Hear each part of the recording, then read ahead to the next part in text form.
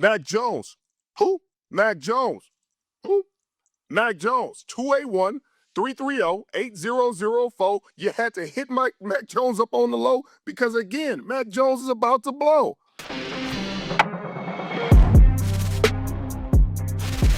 Welcome back to the Richard Sherman podcast. And as you can see, I'm still on the road. But I had to react to that Niners win last night in Levi South. Bang, bang. Mac 10 got it done again. 3-0 now in his starts. What more can you say?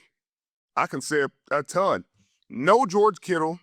No Brock Purdy. No Brandon Aiyuk. I mean, the list goes on. Nick Bosa injured for the season. What do? We get it done. I sat in the meetings with the team and the defense the night before because we just happened to stay at the same hotel, which was really cool. And it was an incredible message Kyle gave to the team about resilience, accountability, and just finishing, having energy, winning energy and winning focus to the last play. They had every intention of winning this game. This wasn't a game where they felt like, oh man, the Rams are up here and we don't have a chance and we can't get this done. He thought we had enough guys to get it done. He said, we have enough to get this done. He knew the task and the team knew the task.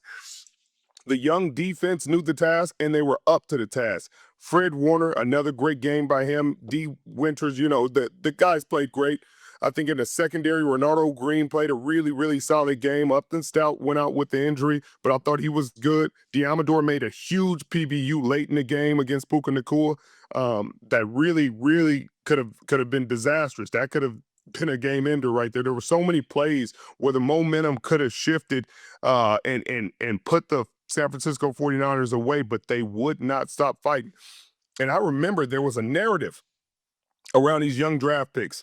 Like, oh man, they're not doing great enough in training camp. They're too high. I'm not seeing the things I need to see in a preseason game. Well, you're seeing them now. You are seeing them right now before your eyes in real life. This is multiple weeks where a rookie player impacted the winning in a huge way. It was Upton Stout with a PBU, with a late PBU against the Arizona Cardinals. And this week it's Alfred Collins with a game-saving forced fumble at the goal line. I mean, Robert Saleh is from the Pete Carroll tree, from the tree, and they say, hey, if you give us an inch, we will protect it. So no matter what, if there's space between the end zone and the ball, we must protect it. And that's exactly what he did. He protected the end zone, took the ball away. I was talking to Fred Warner, and Fred thought the crowd was cheering because they scored, because Kyron Williams had scored, not because of a fumble. But he should have known it was because of a fumble, because San Francisco 49ers fans were the loudest in the building. They were loud the entire game, and it was incredible to see. But let's turn around to the offensive side of the ball, because Mac Jones, who?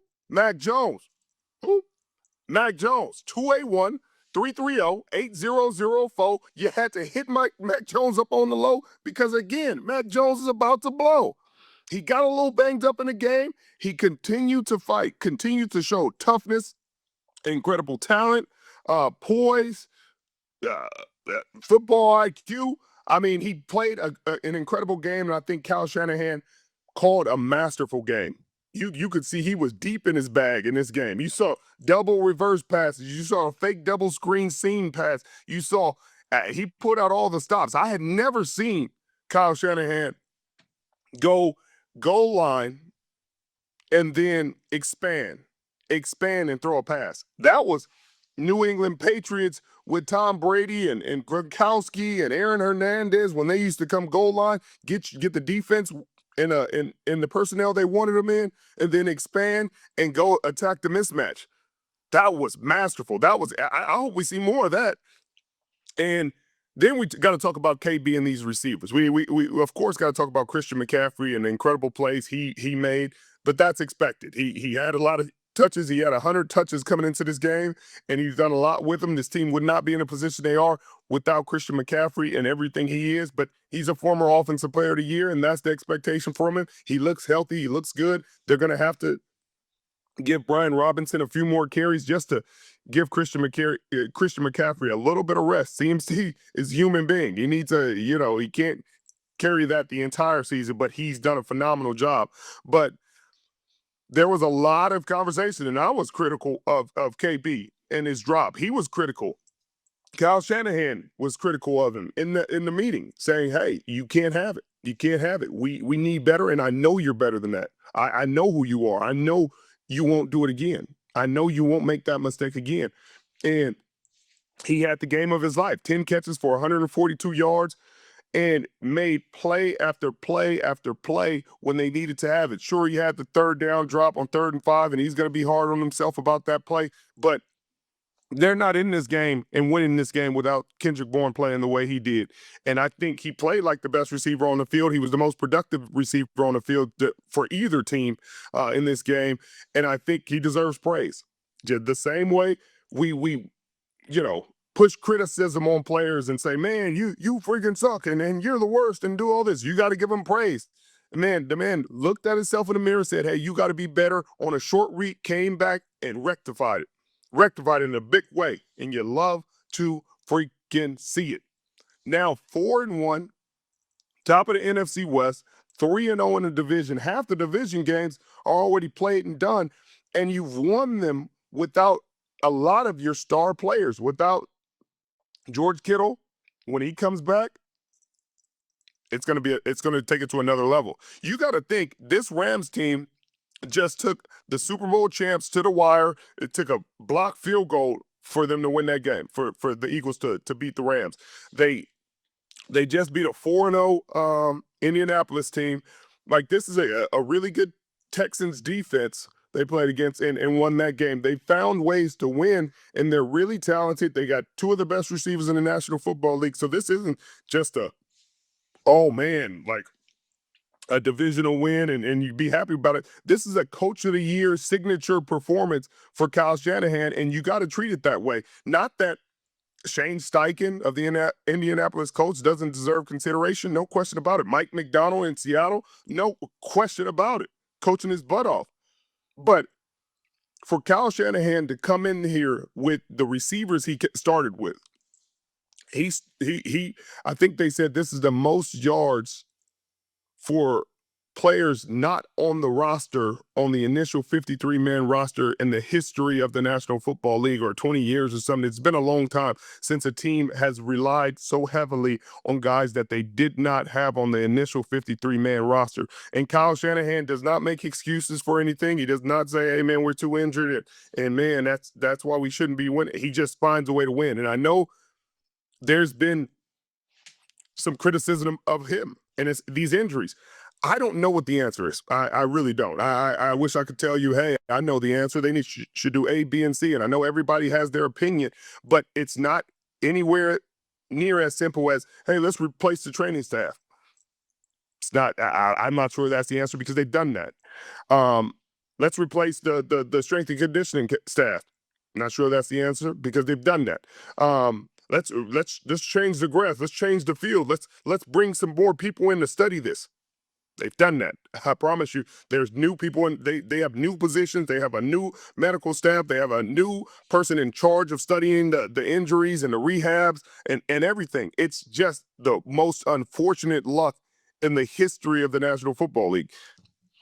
But again, it gets to a point that you see how depleted this team is, but you get to understand and appreciate Kyle Shanahan's brilliance in his play calling, his coaching, because I think sometimes you lose sight of that, and you don't appreciate what he's been able to do over these 9 years in San Francisco. But games like this, where it looks like there's no chance there's no way in hell this team wins this game, and they do. Then you get a respect and an appreciation for him. Robert Saleh, this young draft class, they have to depend so heavily on young guys, but they're well coached. and they're getting it done week in and week out. They got a tough schedule coming up. They got the Tampa Bay Buccaneers. It's weird because it seems like one week the Seattle Seahawks have an opponent that the San Francisco 49ers are going to play, and then vice versa. Obviously, they're in the same division, so they're going to see similar opponents, but it's happening really close in this schedule. It's really, in my opinion, unique. But man, so excited for this team. When they get healthy, they're going to be a Super Bowl contender. If you're wondering, faithful, whether they're going to be in my top five, they are. They will be in my top five next week. I'm not sure exactly the number they're going to be, but when you can come in with a backup quarterback, backup receivers who are third and sometimes fourth string, backup tight ends, backups on the defensive side, missing your star, former defensive player of the year, and come out and win a tough divisional game against a contender, a true contender with a veteran quarterback in Matthew Stafford, who had one of the most absurd throws going opposite, throwing across to Tutu Atwell that I've seen in a very long time. Just showed silly arm talent and silly, ridiculous talent from him. I mean, I know we always talk about these young guys, Patrick Mahomes and Josh Allen and what they've done, but Matthew Stafford has been doing it for a long time and is still doing it at a high level. And we just got to acknowledge that. We got to acknowledge that Matthew Stafford is still doing it big. But congrats to Mac Jones. Congrats to the San Francisco 49ers. That's a huge game, a huge win. Faithful, you should feel really good about this team. These young D linemen, these young players on defense will only get better. They'll only get healthier. I think there's a chance John Lynch makes a move for another veteran pass rusher. I'm not sure it'll be as big of a splash as people are projecting or people are hoping for, because they don't want to get more salary cap issues. I mean, they have enough of them right now with the amount of dead money that they have from the players they've had to let go. But they'll get healthier, they'll get better. And of course, Brock Purdy is still the number one quarterback. He's still number one. Mac Jones understands that. Kyle Shanahan obviously understands that. John Lynch understands that. And the outside world needs to understand that. There's going to be no QB controversy. There's going to be, I don't think there's a chance that Brock Purdy's healthy and he's not the number one quarterback. I think that'd be absurd. But do I think that this gives the San Francisco 49ers peace of mind to let Brock Purdy heal in totality and not rush him back like they did, like they had to do for the Jacksonville Jaguars game? No question about it.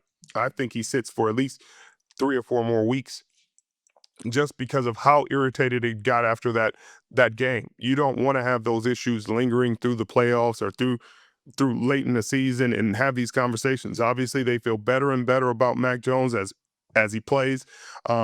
He's making himself a ton of money, but I don't think there's any kind of QB controversy. I think there's going to be QB controversies other places when he becomes a free agent, because he looks like a first-round pick. There were speculation that Kyle Shanahan preferred Mac Jones in the draft, and he was going to draft him. And I thought a lot of people didn't like that move. They didn't like that suggestion. They didn't like, especially at 3. And he didn't pick him. To his credit, he picked Trey Lance. It didn't work out. Trey Lance looks pretty good out there in LA backing up Justin Herbert. But now you're getting a chance to see what Mac Jones would look like in a Kyle Shanahan system.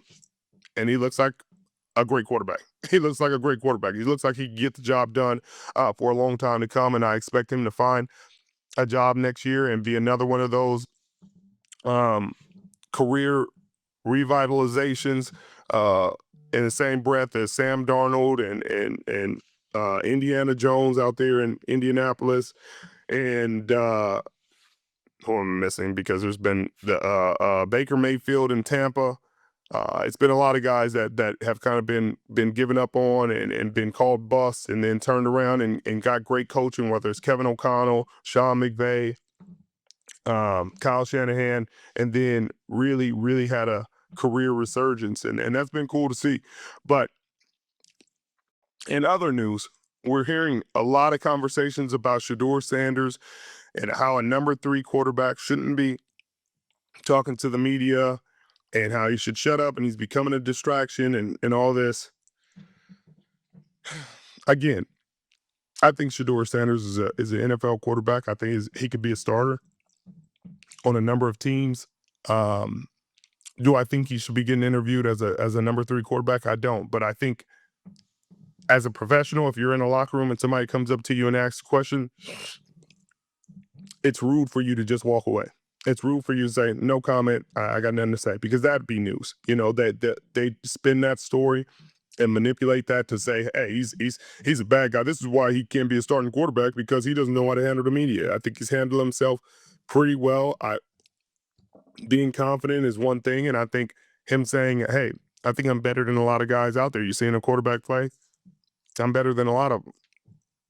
I think that's unnecessary because of how it's going to be perceived and how it's going to be received.